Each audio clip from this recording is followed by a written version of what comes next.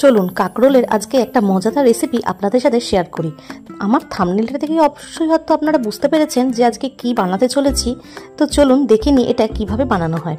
কাকরোলগুলোকে ঠিক এইভাবে আমি কেটে নিয়েছি আর ওটাকে সেদ্ধ করে নেব। সেদ্ধ করে ভেতরের এই দানাগুলোকে আমি বের করে নিয়েছি।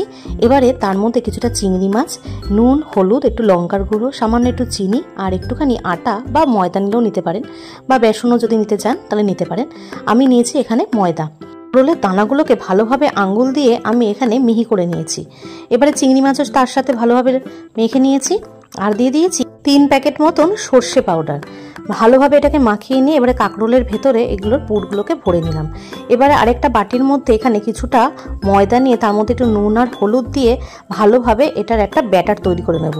ব্যাটারটা যেন খুব বেশি পাতলাও না হয়, আবার একদম যেন ঘন না থাকে, ঠিক এরকম যেন হয় ব্যাটারটা। এবারে সেটাকে আমি ওই কাকরোলের পুরের ওপরে আলতো করে দিয়ে কড়াইয়ে তেল গরম করলে ভালোভাবে আগে ওই পুরের দিকটা একটু ভেজে নেব। লাল করে ভেজে আসলে সেটাকে উল্টে পাল্টে নেব।